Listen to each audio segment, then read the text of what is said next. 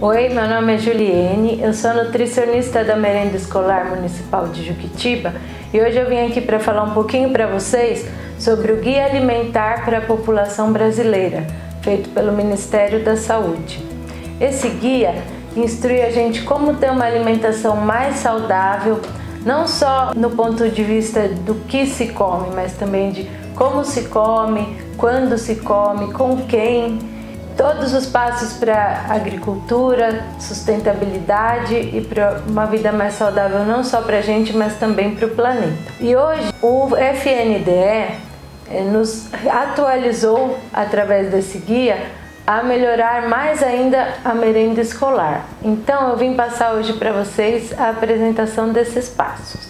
Primeiro passo, fazer de alimentos in natura ou minimamente processados a base da sua alimentação. Segundo passo, utilizar óleos, gorduras, açúcar e sal para complementar as receitas em pequenas quantidades, utilizando os alimentos in natura e minimamente processados. Terceiro passo, evite o consumo de alimentos processados. Quarto passo, evite o consumo de alimentos ultraprocessados. Quinto passo, comer com regularidade, atenção e de preferência sempre acompanhado de pessoas do seu convívio. Sexto passo, fazer compras em mercados locais, feiras de pequenos produtores, onde tenham mais alimentos frescos, que também auxiliam na sustentabilidade local e no meio ambiente. Sétimo passo, compartilhar habilidades culinárias. Oitavo passo, planejar a alimentação e dar a ela a atenção que ela merece. Nono passo, dar preferências, quando fora de casa, a restaurantes de comidas caseiras, evitar os restaurantes e linhas de fast food. E o décimo passo, seja crítico com as informações que você ouve sobre alimentação, porque na maioria dos casos as instituições querem vender alimentos. Então toma cuidado com a propaganda enganosa, que às vezes você pode estar achando que um alimento é saudável, mas a indústria quer apenas vender e não que as pessoas fiquem saudáveis. Agora que você já conhece um pouquinho do guia alimentar, eu vou explicar para vocês um pouquinho mais sobre cada um desses passos. Então, primeiro passo, fazer de alimentos in natura e minimamente processados a base da sua alimentação. O que isso quer dizer? Que você deve, em maior quantidade, consumir sempre alimentos frescos, frutas, verduras, legumes, de cores variadas, como uma maçã vermelha, uma couve que é verde. Sempre variar o tipo de alimento que você consome. O arroz, feijão, que é o básico do brasileiro. Se você come carne, ótimo. Sempre opte por uma carne fresca, uma carne de um corte natural, evitar as carnes processadas. Essa é a prioridade, que você faça desses alimentos a base da sua alimentação, que já é o hábito do brasileiro, o bom arroz com feijão. Inclua bastante frutas, legumes e verduras de cores variadas, que vai trazer maior quantidade de vitaminas e minerais, vai enriquecer mais a sua alimentação. Segundo passo, fazer dos óleos, açúcar e sal um complemento para as suas preparações culinárias. Então eles são tidos como ingredientes culinários. Às vezes a gente vê eles como vilão, mas numa quantidade suficiente para a receita, eles são bons, porque eles vão dar mais sabor, vão incrementar nossas receitas. Porém, eles têm que ser usados com moderação, que quanto mais a gente for adicionando açúcar, mais o nosso paladar vai ficar modificado. Quanto mais a gente adicionar sal, mais o nosso paladar vai ficar modificado e a gente vai querer cada vez aumentar mais a quantidade desses ingredientes. Se você já está com uma quantidade muito grande disso na comida, está com risco de diabetes e hipertensão, vai reduzindo aos poucos que o paladar da gente vai se adaptando.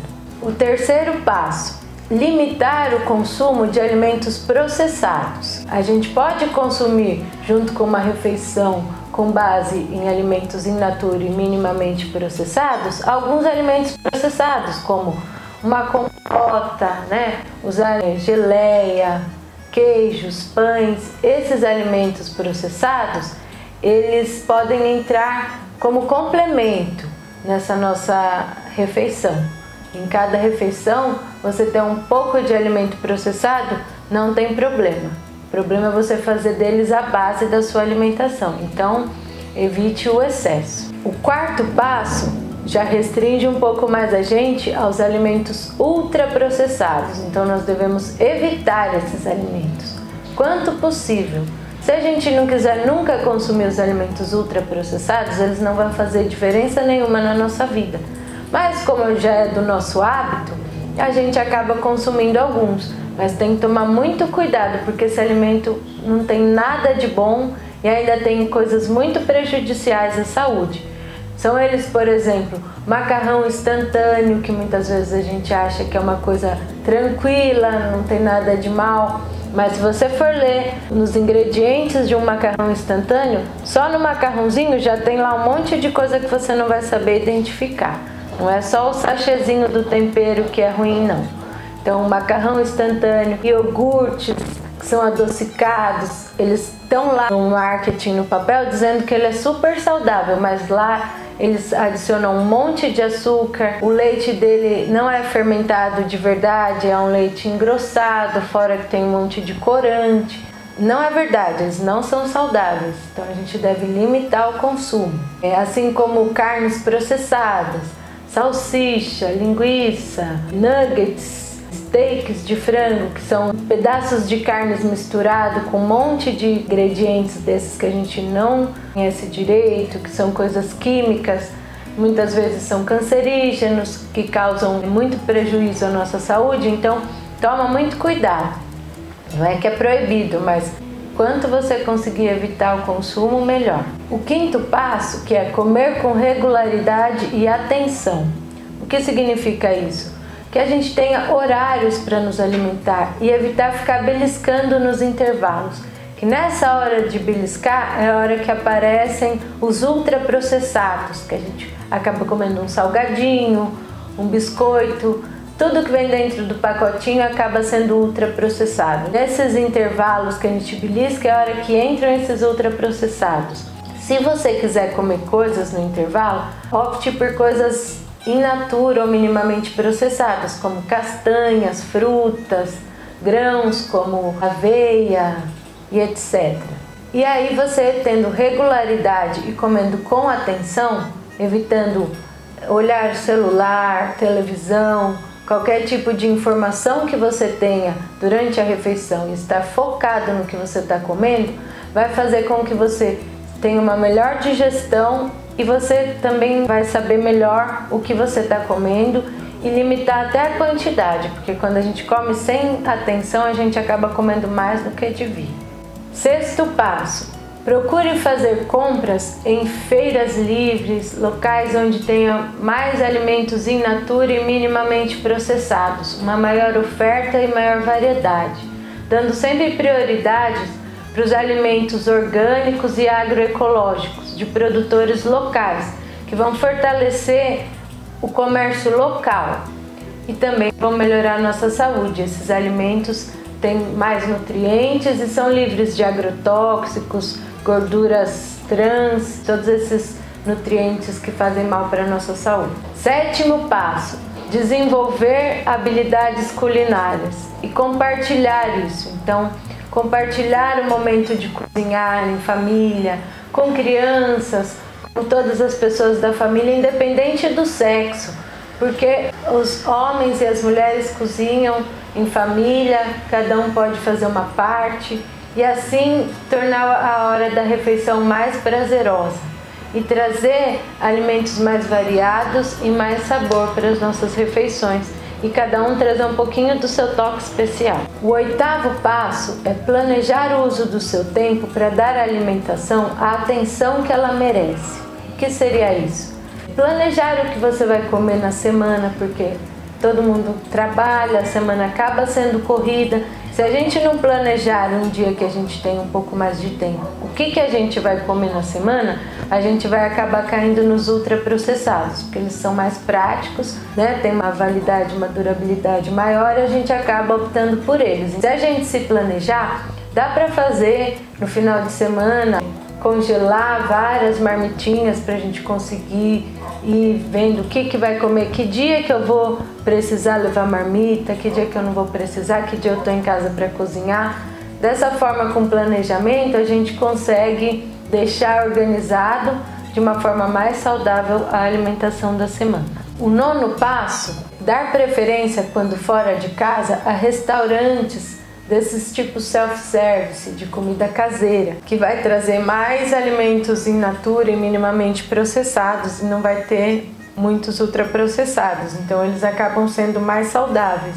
E evitar essas linhas de fast food, comidas que tenham esses alimentos ultraprocessados. E o 10º passo e último, ser crítico com as informações sobre alimentos. Então, hoje eu tô aqui, sou nutricionista e venho trazer para vocês essa informação que é segura, é do Ministério da Saúde. Esse guia alimentar está anexo para vocês, vai ser encaminhado para cada um dos pais, dos alunos das escolas, e vocês vão poder acessar esse que é uma informação segura. E tomem cuidado com propagandas de alimentos, porque a indústria quer vender e não quer informar ninguém sobre o que é saudável. Muitas vezes eles usam brechinhas na lei para conseguir até levar informações erradas para a população, principalmente quando se trata de crianças. Por exemplo, usar personagens para fazer um alimento se tornar mais atrativo para o público infantil. E também isso para o adulto, colocar uma foto de uma pessoa super saudável na frente de um alimento que não é nada saudável. Seja crítico e siga o seu gosto, o seu hábito, as receitas da sua família e vamos exaltar a nossa cultura, a cultura do brasileiro.